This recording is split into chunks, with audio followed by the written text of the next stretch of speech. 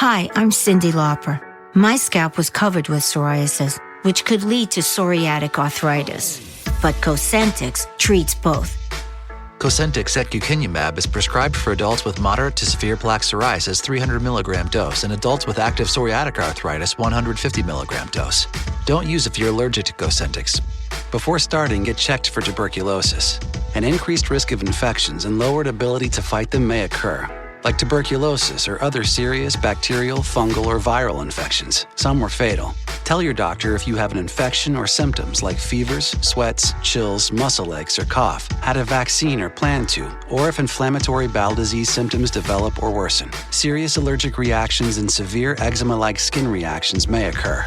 Learn more at Cosentyx.com or 1-844-COSENTYX. Cosentyx works for me. Ask your doctor about Cosentyx. It's The Other Side of Midnight with Frank Morano.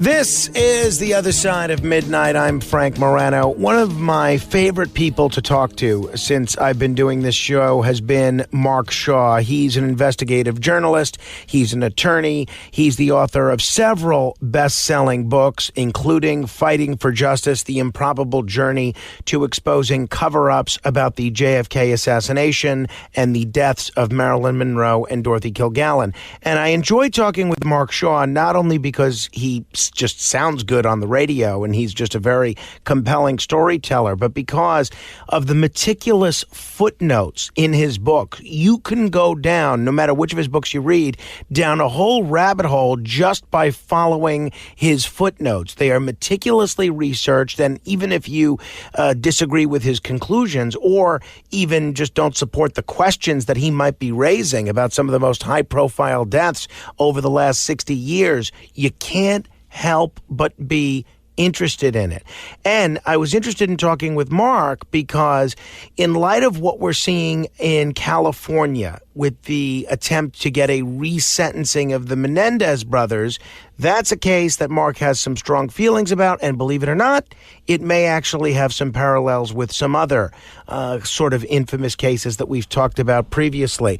Very, very pleased to welcome back to the radio the one and only Mark Shaw. Mark, it's great to talk to you. Hey, thanks, Frank. You know, what I try to do is the same thing that I was just talking to you about what you do on the radio, and I try to do that in my books. We want people to stop and think. You don't have to agree with us or whatever, but just stop and think about some of these things. And when we do that, I think it's good for our brain and good for our our mental makeup too, so that we're just asking. You know, in a lot of these cases I've covered and things like that, people just didn't ask the right questions. And I think today, with whatever it is, politics or the judiciary or whatever else it may be, we need to make sure that we ask questions, that's for sure. Well, I think that's such a great approach, and that's one of the things that, as you point out, I do try to do on the radio, and wherever those questions lead, they lead. Hey, before we discuss the Menendez case, it's interesting. There's a city councilman in New York, Robert Holden, who was listening to one of my interviews with you one night, and he was inspired to write to the Manhattan DA, Alvin Bragg, about asking Alvin Bragg to reopen the investigation into the death of Dorothy Kilgallen. You first came on a lot of people's radar screen in recent years because of your work with The Reporter Who Knew Too Much and Dorothy Kilgallen. To the best of your knowledge, what's the status of Councilman Holden's request in New York? Well, I have a lot of respect for him. He called me out of the blue and said during vacation in Florida, he was on the beach and his wife had given him The Reporter Who Knew Too Much for Christmas. So he read it, and he read a couple of the other books, and then he called me and said, I want to take this on, and I'm going to get this done. And I was very impressed by him. He went through he wrote a letter that was very strong to Bragg's office and also the NYPD, asking them to reinvestigate Dorothy's death. And I had 50, 60-page evidence report that he could have used. I don't know if he ever got to them finally, but it's really interesting with regard to Dorothy's death. This has happened before, where there's all of this hoopla, I guess you'd call it, about reinvestigating Dorothy's death, or investigating it, because it really wasn't investigated back in 1965. And well-intentioned, I think, in all of that. It started with Cyrus Vance's office, and then the NYPD with Dermot Shea, and then Bob went ahead and took it to both Bragg and NYPD. And I will tell you that we came within a couple hours of there being an announcement in the New York Post about the NYPD cold case squad. I can't remember the head of that squad investigating Dorothy's death. And then I heard from the reporter at the Post telling me that they had decided not to do it at this particular point. They wanted to see what Bragg's office was going to do. And then, of course, Bragg was involved with prosecuting the former president. So it kind of got lost in the shuffle again. Poor Dorothy. She just can't get a break and get some justice. So at the last time I knew, there wasn't anything going on there. As much as power as he has over the city council and all these other things, I don't think it went anywhere, unfortunately. That is unfortunate. For people that have not heard our previous conversations, why have you made the investigation and the exploration of Dorothy Kilgallen's passing such a passion of yours over the years? Well, it's most interesting because, I'm a former criminal defense lawyer, and I defend people, and I believe that people should get justice no matter what.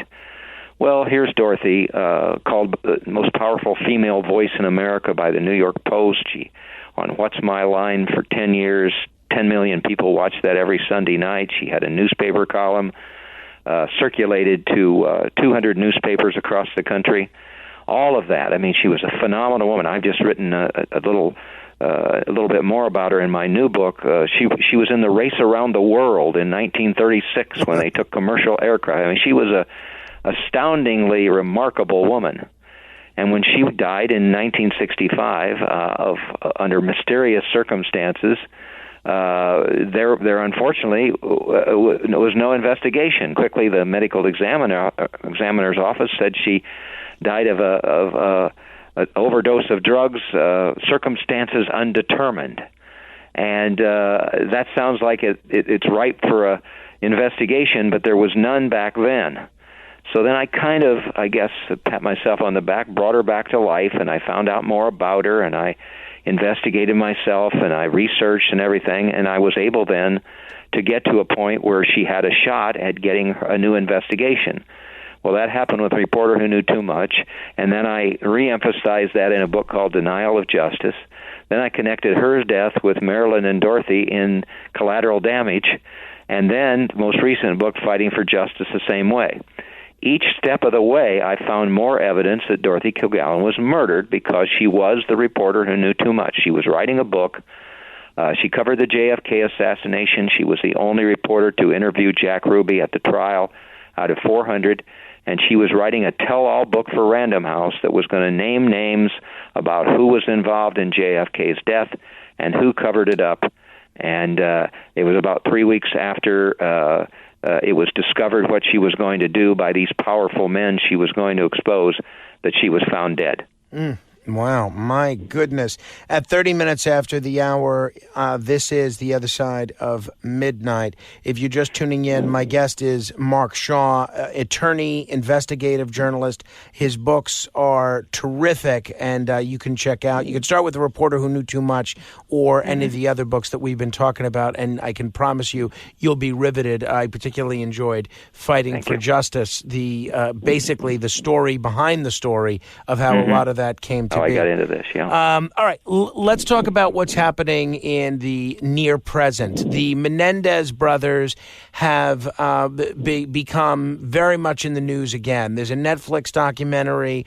The family members are asking for the case to be reopened, and now the L.A. County District Attorney George Gascon has actually asked the court to resentence them because of evidence that suggests they were indeed abused by their father. Give me your take on where we are with the Menendez brothers. Well, I have asked George Gascon to reopen the Marilyn Monroe case, I think twice or three times now. And in each situation, I sent him evidence reports, I sent him the books, I did everything. I've never heard from him. But I guess the Menendez thing made me stop and think because, there's a question of justice in both the Marilyn case and in the Menendez case. Now, for people that don't know, in 1989, the two boys, Eric and Lyle, who were young boys, 18, 19 years old, were convicted of shooting and killing their father and their mother, who was sitting next to their father eating ice cream. And the rationale was that their father had become abusive, and they were going to turn him in.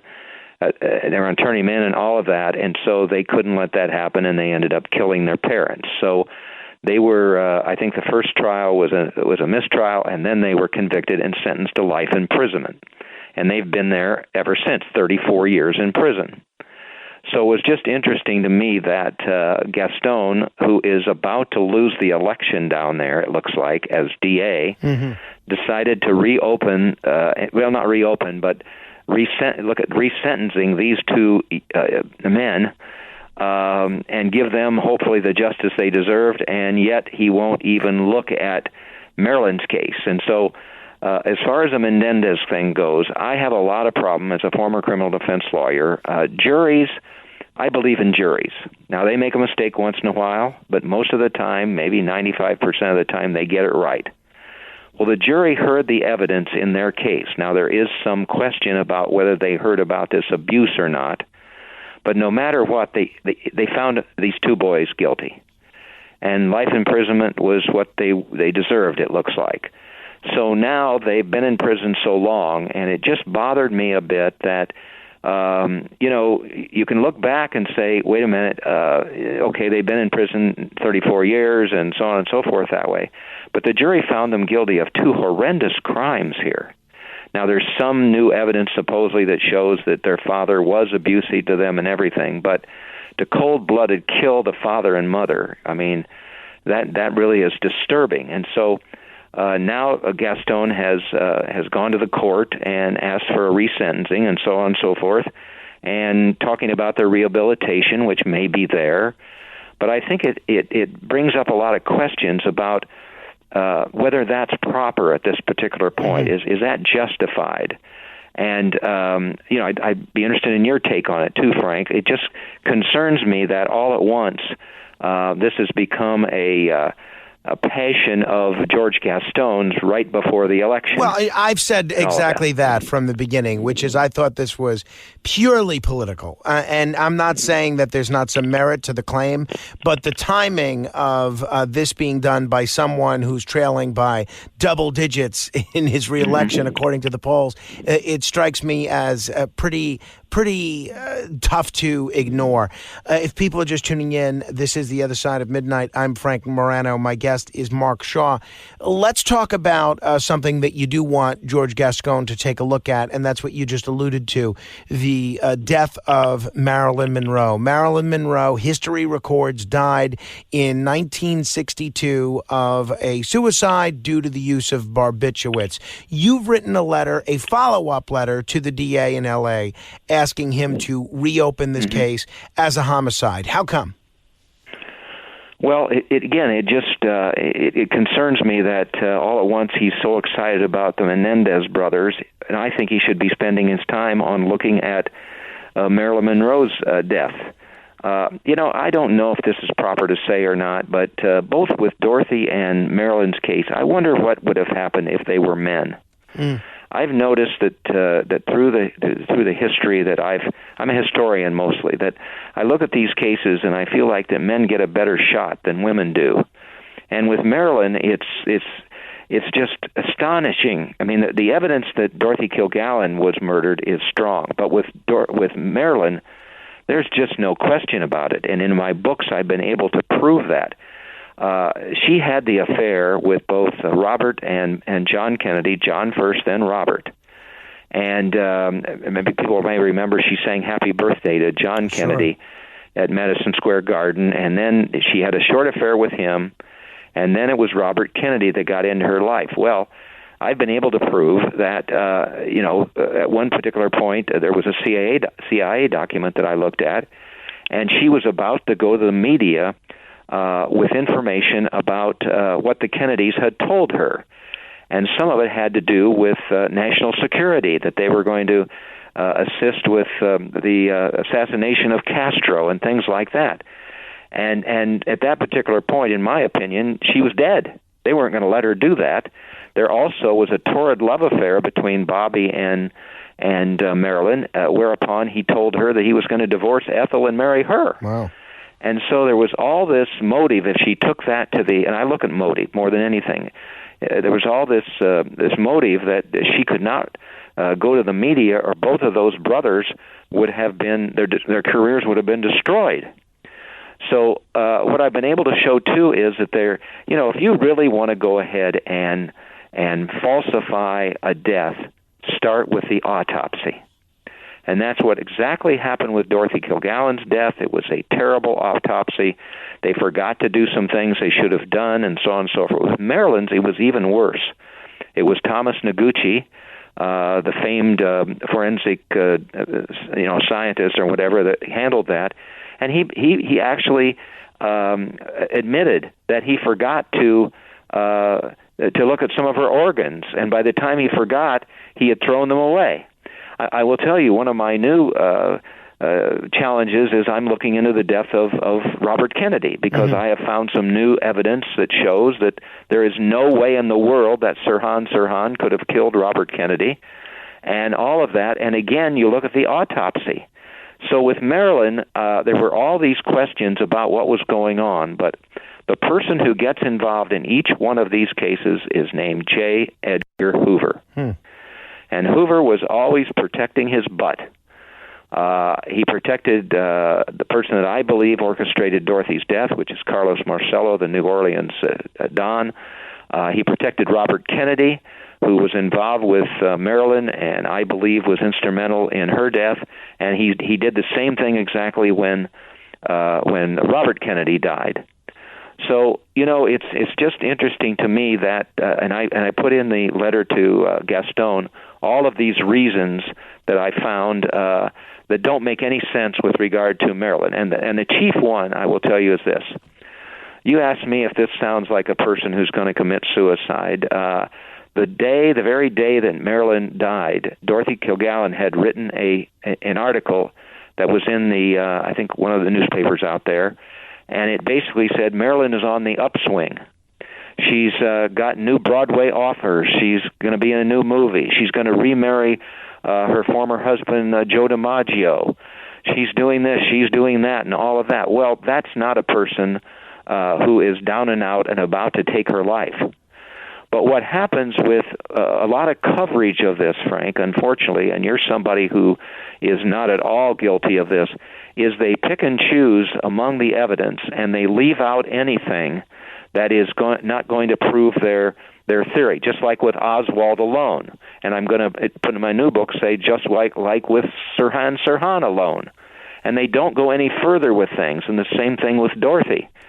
So it's unfortunate because, for instance, there was a Netflix documentary, I think last year, by Anthony Summers, who wrote a book about Marilyn, and I was astonished when I read his book and saw what was in there, and then things he had left out and all of that, and then Marilyn was just tortured. I mean, basically in this documentary, and obviously not given the justice she deserves. So that's why I get so passionate about these things and all that. I can understand that. So let's look at some of the evidence. In your letter to Gaston, you mention compelling new primary evidence source material in support of Marilyn Monroe's death being a homicide rather than a suicide.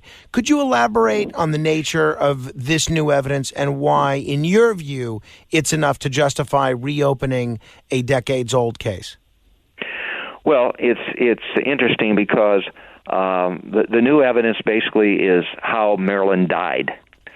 And it deals with, there's always been supposition. She supposedly swallowed 50 barbiturates within a very short period of time, which was impossible. When they found her, there was no glass in the I looked for little things like Dorothy did, these clues. There was no glass around in the bedroom or the bathroom for her to have taken that many pills. And then they've always gone ahead and figured out that she did that, and that was the cause of death.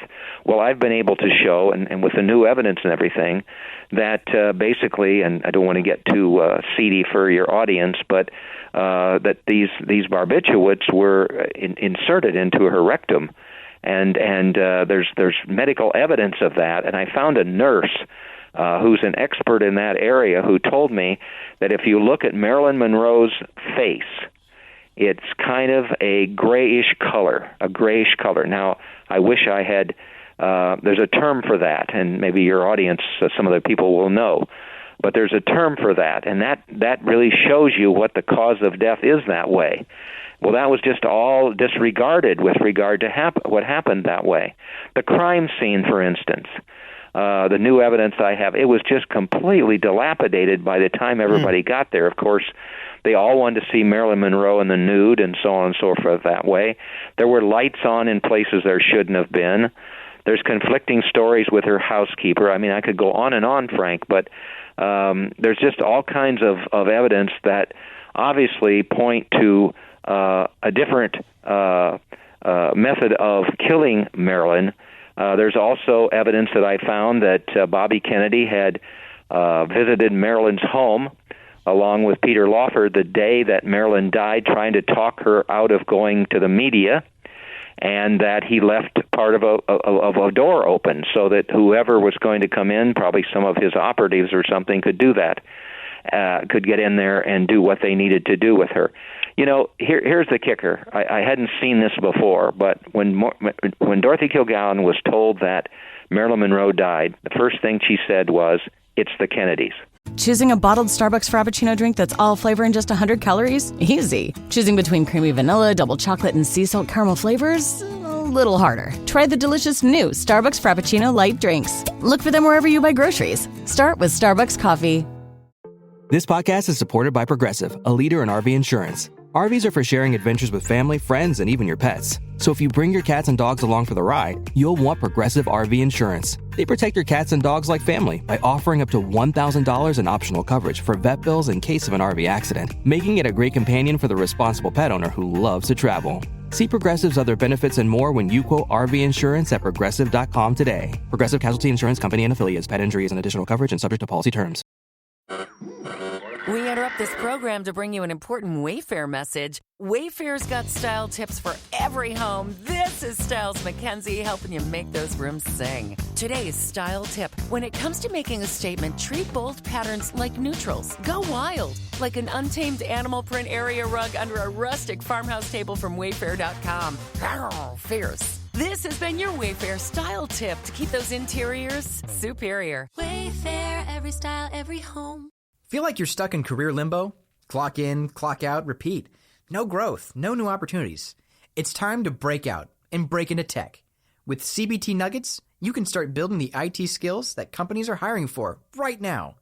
We make training fast, simple, and practical. From networking to cybersecurity, you'll get short, easy-to-watch videos and hands-on virtual labs so you can build real-world skills without expensive gear or complicated setups.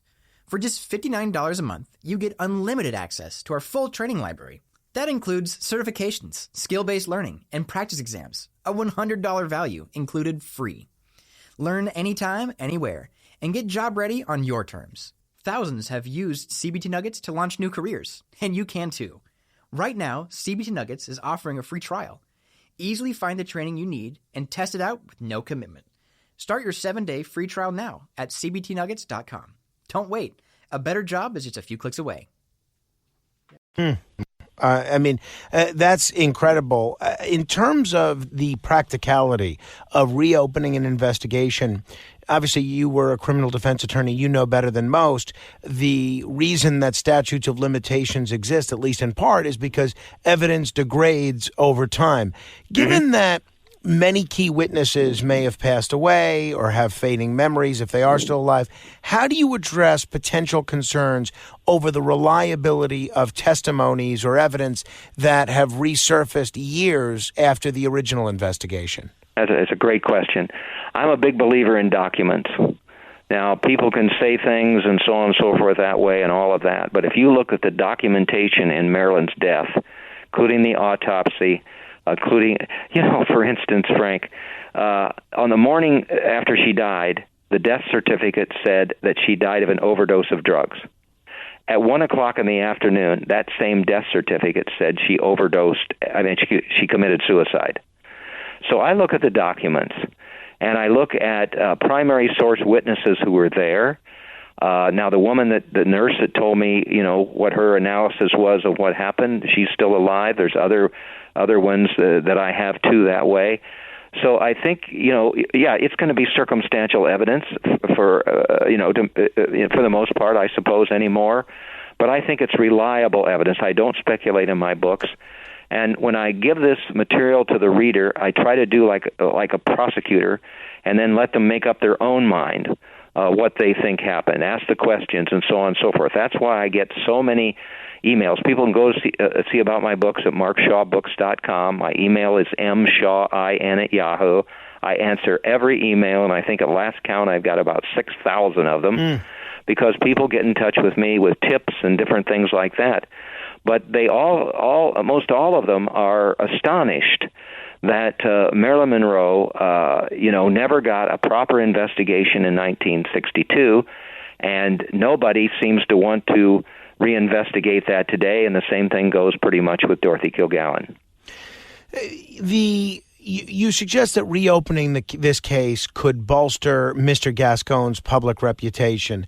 Are you concerned that this approach might be viewed as basically how I view what he's doing with the Menendez case, as being politically motivated rather than a genuine pursuit of justice for Marilyn Monroe? Well, I understand that concern. I decided to give it a shot this time because it seemed like, frankly, his motives. I just guess I wanted to point out to him that he was going ahead and looking at the Menendez case, right? Menendez case, and I'm sorry, I can't get that out. It's late out here in California. Sorry. And so I just, thought this might be a good time to see whether or not he would look into this. And even if he wouldn't now, while he's running for election, perhaps between now and when his term is up, which I assume is in January or whatever, we got a couple months there or whatever, that he might go ahead and say, this is something I want to do before I go out of office. That was my intent here, to see if I could get that done. So I may be dreaming, but every chance I get, there's a saying I go by, Frank. The dead cannot cry out for justice. It is the duty of the living to do so for them. And so I'm a guy who's always going to try every possibility of getting justice for Marilyn, for JFK, for Dorothy, and now even for Bobby Kennedy. Your letter mentions Police Chief William Parker covering up Marilyn's death to protect RFK. Yeah. Do you have documentation or sources indicating this sort of collaboration, and how credible do you believe those sources are? Well, it's interesting because Parker was also involved in Robert Kennedy's death, and he is one who helped cover that one up. He and Bobby Kennedy went back a long way. They were very, very close friends. In fact, when Bobby Kennedy was in Los Angeles, and I've proved that, even though he said he was in San Francisco, on the day that Marilyn died, Parker was there, and I think the police chief also was Gates at the time. Both of them said that they saw Robert Kennedy there. And then what I've been told is that the DA at the time was very interested in going forward with an investigation into Marilyn's death, but to protect Bobby Kennedy, that wasn't done. It was covered up at that time. So I think, again, documentation, so on and so forth that way. But when you're working on cases like this, you have to link the material together in a common sense way and look at motive. So what is the motive for the police chief to protect Bobby Kennedy? Well, it's the Kennedys, okay? And he's not going to cross the Kennedys because he may have more aspirations, maybe want to run for governor or whatever else it may be that way. So it was in his own mind. There was no. What he actually did was there was no interviewing of any witness. Marlon Brando is in my new book because he saw Marilyn just shortly before she died and said, in an interview that I believe is very reputable, she had no intention. She would have had no intention to commit suicide because everything was flowers up for her, I think he said. But with the police chief there, they talked him into just doing an investigation by a 3-member psychiatrist group. And basically what they did is they went back and they said, look, we see that in her past she's had these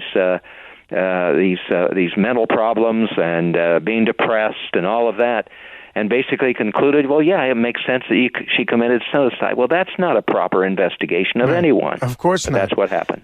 Mark, I could talk with you for hours, but I'll end with this. You mention, and you're, of course, absolutely right, that the dead have nobody except the living to seek justice on their behalf.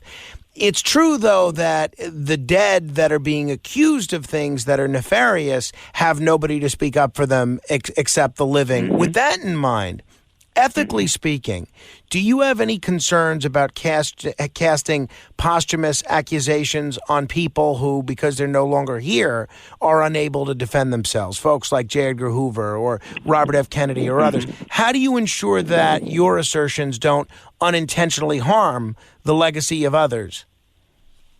Well, it's an excellent question because I do my homework. And, 15 years of research, I've got a good reputation. I will tell you, I'm not going to brag about this, but I will tell you, the videotapes of my interviews and presentations about my last 4 books, Porter Who Knew Too Much, Denial of Justice, Collateral Damage, and Fighting for Justice. There's 18 million views of them on YouTube. And so I think that I have the reputation. I'm very careful about that.